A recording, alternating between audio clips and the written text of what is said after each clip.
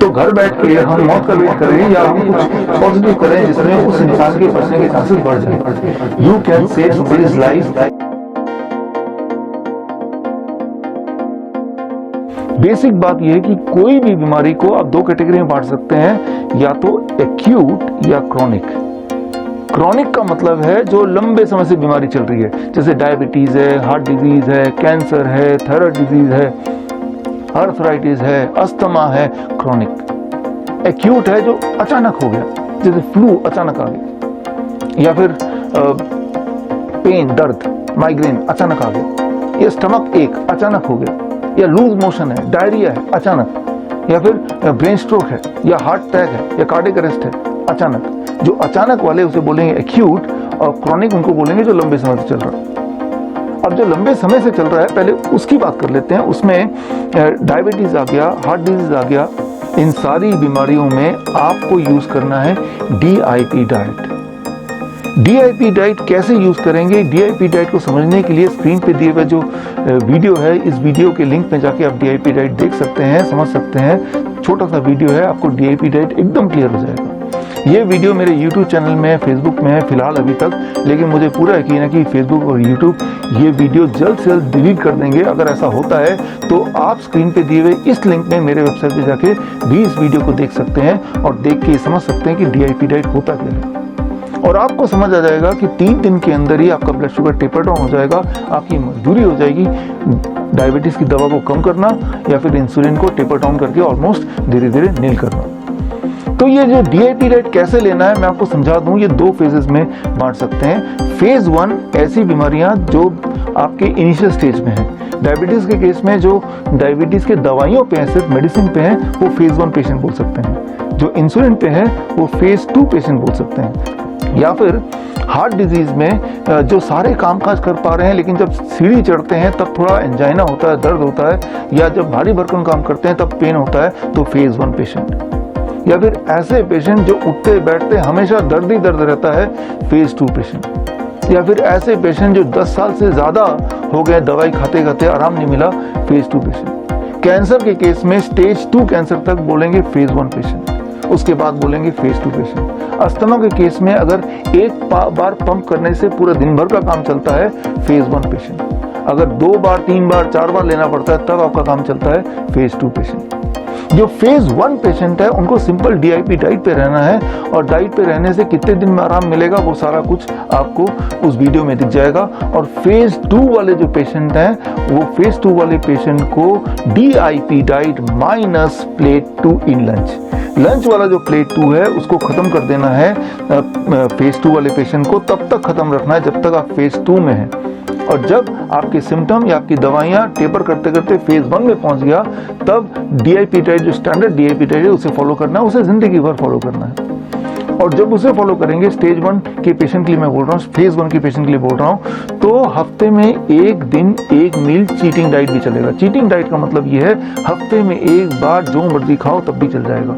मैं ये बोलना चाह रहा हूँ कि आपके टेस्ट के अनुसार जो भी आप खाना चाहें उसकी अनुमति है, लेकिन कभी कभी ताकि हेल्थ भी मेंटेन करें और साथ में अपना टेस्ट भी मेंटेन करें, दोनों का एक अच्छा कॉम्बिनेशन। अच्छी बात यह है कि कुछ दिनों में, मैं महीनों की बात नहीं कर रहा, कुछ दिनों में आपकी दवाइयां भी छूट जाएंगी और आपका हेल्थ भी अच्छा होने लगेगा, ऊपर से आप लाइफ का मजा भी उठा पाएंगे।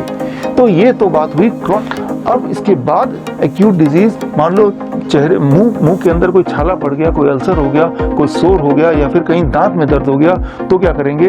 तो जो रूल है वो है DIP डाइट ब्रैकेट में लिक्विड, यानी कि लिक्विड फॉर्म में बना देना है DIP डाइट को। यानी कि जो प्लेट 1 है या फ्रूट ब्रेकफास्ट है, सबको मिक्सी में घोल के अलग अलग उनको स्मूदी के फॉर्म में पीना है 3 से 5 दिन। 3 से 5 दिन माइनस प्लेट 2 को 3 से 5 दिन हटा देना है। 3 दिन मिनिमम, मैक्सिमम 5 दिन। साथ में क्लोव ऑफ गार्लिक, लहसुन का एक टुकड़ा उसको आप कूट के थोड़ा सा उसको वहीं पे रखिए जहाँ पे पेन है, अगर तो पेन है, अगर तो सो रहे तब नहीं करना है, लेकिन दांत में दर्द है तो लहसुन का टुकड़ा भी रखना है, दिन में 1 बार 2 बार 3 बार आपके दर्द के अनुसार। तो इतना ही कर लेंगे तो मुंह से जुड़े हुए जितने भी सारे प्रॉब्लम्स हैं वो 3 से 4 दिन या 5 दिन तक ठीक हो जाएगा। और उसके बाद अब आप गांठ बांध लीजिए कि आप DIP डाइट पे ही रहें ताकि किसी तरह का कोई लाइफस्टाइल डिजीज आए ना। अब नीचे चलते हैं, स्टमक पे आते हैं। स्टमक से जुड़े हुए कोई भी प्रॉब्लम हो, एक्यूट प्रॉब्लम मतलब डायरिया है, लूज मोशन है, स्टमक एक है, 24 घंटे के लिए कोकोनट वाटर फास्टिंग, 24 घंटे के लिए सिर्फ कोकोनट वाटर पे रहेंगे, कुछ और नहीं, बिल्कुल कुछ और नहीं। कितना कोकोनट वाटर? आपके बॉडी वेट के हिसाब से। मान लीजिए आप 70 kg आपका वेट है, 7 ग्लास कोकोनट वाटर पूरे दिन भर में, कुछ और नहीं खाना, कुछ और नहीं पीना है। मैंने देखा है 24 घंटे लगते हैं पेट से जुड़े हुए सारे प्रॉब्लम को रिजॉल्व होने में। अब चलते हैं लंग्स पे।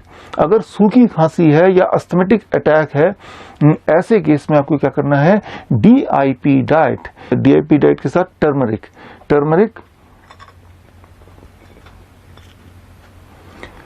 ये टर्मरिक लेना है, हल्दी लेना है, हल्दी का एक टुकड़ा कितना बड़ा होना चाहिए? टुकड़ा आपके नेल के बराबर, थंब के नेल के बराबर होना चाहिए।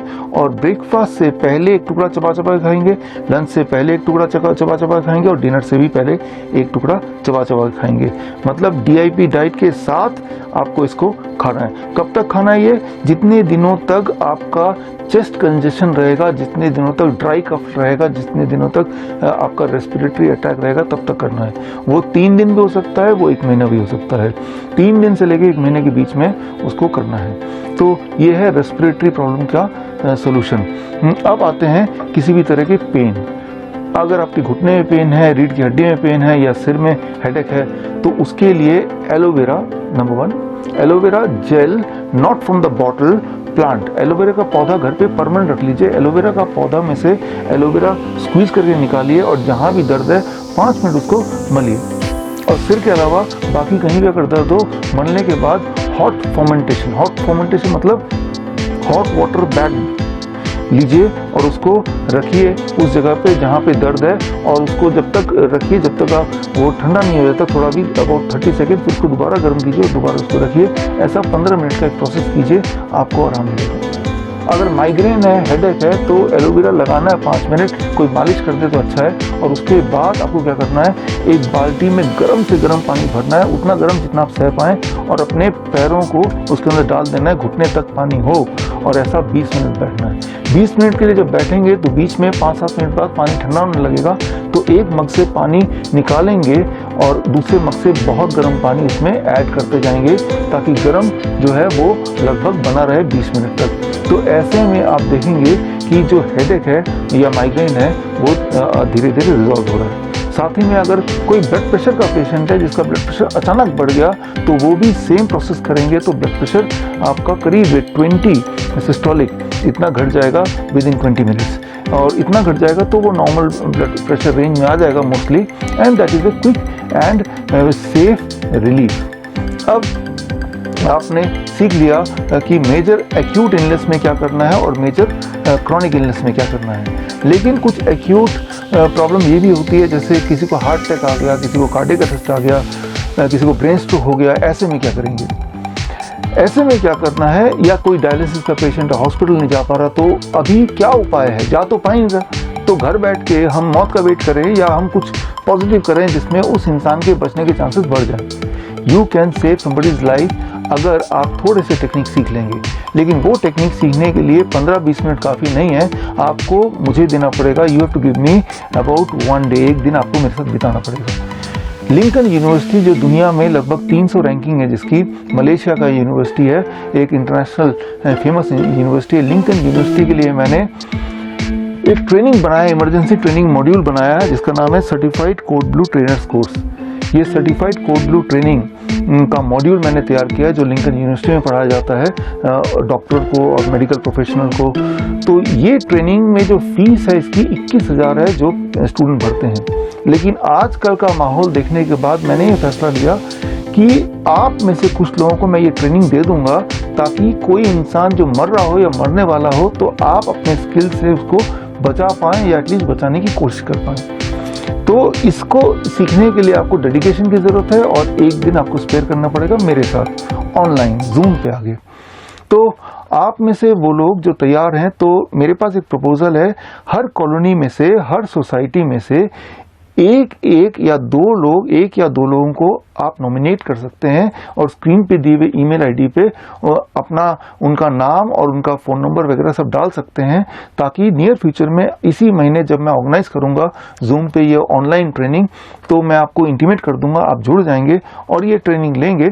और ये ट्रेनिंग अगर आपने ले लिया तो अपने कॉलोनी में आप लोगों तक भी ये पहुंचा सकते हैं। यानी कि आपका कॉलोनी और आपका घर ही बन गया आपका हॉस्पिटल, एक ऐसा हॉस्पिटल जिसमें ना तो कहीं जाने की जरूरत है, वैसे भी सारे हॉस्पिटल के दरवाजे आपके लिए बंद हो ही चुके हैं, और दूसरा घर बैठ के safest and long term health का ये एक सबसे अच्छा तरीका। अगर आपको मेरी बात पे विश्वास नहीं आ रहा है कि ये सारे मेथड काम करेंगे या नहीं करेंगे, तो आप एक काम कीजिए, पहले टेस्ट कीजिए। कैसे टेस्ट करना है? मुझे पता है कि पिछले 6 सालों में लाखों भारतीय और भारत के बाहर भी लोग इसे आजमाते आए हैं और लोग ठीक होते आए हैं। आप अपने बिलीफ को बढ़ाने के लिए अपने फेसबुक में जाइए और या अपने नेटवर्क में जाइए, इंटरनेट के नेटवर्क में, फेसबुक हो सकता है, व्हाट्सएप हो सकता है, और आप एक वहाँ पे पोस्ट कीजिए फोटो कि क्या किसी ने DIP डाइट यूज करके, डॉक्टर विश्वरूप चौधरी के DIP डाइट यूज करके अपने आप को ठीक किया है। मुझे यकीन है पूरे भारत में लाखों लोगों ने अपने आप को ठीक किया है, तो आपके नेटवर्क में कोई ना कोई आदमी मिल जाएगा जो बोलेगा हाँ हमने ठीक किया है। तो यानी कि आपके जान पहचान का अगर कोई ठीक हो रहा है तो उससे आपको फेथ आ जाएगा, विश्वास आ जाएगा, यस इट वर्क्स। वैसे भी आपके पास चारा भी क्या है, हॉस्पिटल तो जा ही नहीं पा रहे, घर पे बैठ के मरने का इंतजार करने से अच्छा है ये टेक्निक सीख लीजिए, आपके काम